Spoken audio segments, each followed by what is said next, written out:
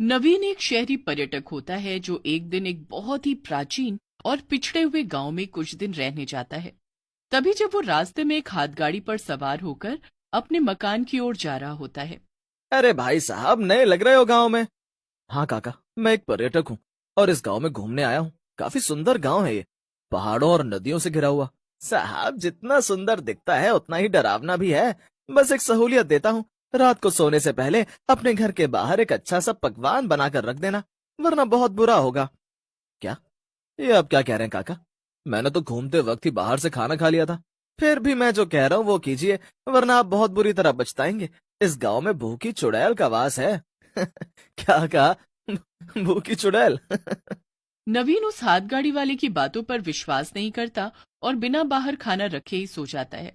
जब वो अपने मकान के कमरे में सो रहा होता है, तभी अचानक से रात के 2 बजे दरवाजे पर खटखट होती है। नवीन खिड़की से झांक कर देखता है, तब दरवाजे के बाहर कोई भी नहीं होता। अजीब बात है, कोई भी नहीं है। फिर रात के 2 बजे कौन दरवाजा नॉक कर रहा होगा? खैर, शायद मेरे कान ही बज रहे होंगे। चलो सो जाता हूँ। नवीन सोने जा ही रहा होता है कि तभी फिर से उसका दरवाजा बजता है। खाना दे, जल्दी से मुझे खाना दे, मुझे भूख लगी है, खाना दे। ये क्या?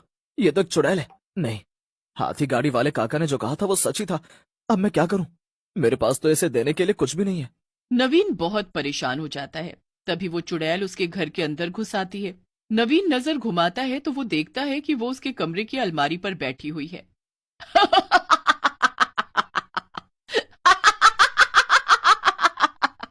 चु- चुड़ैल, तुम अंदर कैसे आ गई? निकल जाओ यहाँ से। तेरी इतनी हिम्मत, तू मुझे निकलने का आदेश देगा? मैं एक सर्वशक्तिशाली चुड़ैल हूँ और आज तूने इस गांव का नियम तोड़ा है। नियम? कैसा नियम?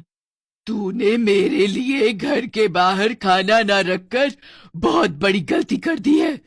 अब तुझे उस गलती की सजा भुगतनी होगी। आ, मेरी आंखें! नहीं, नहीं। अगले दिन नवीन के मकान में सरपंच समेत बाकी गांव वाले भी इकट्ठा हो जाते हैं और नवीन के बड़े भाई रोहित और भाभी शिखा को गांव में उसकी देखरेख करने के लिए बुलाया जाता है। मैंने उस चुड़ैल को खाना नहीं दिया, इसीलिए उसने मेरी आंखें निकाल ली और अपने साथ ले गई। अब मैं क्या करूं? मैं तो अंधा हो गया भैया भाभी। सरपंच जी, अगर आपके गांव में उस भूखी चुड़ैल का खौफ फैला हुआ है तो आपको हर एक पर्यटक और बाहर से आने वाले व्यक्ति को बताना चाहिए था ना। नहीं रोहित भैया, मुझे पता था।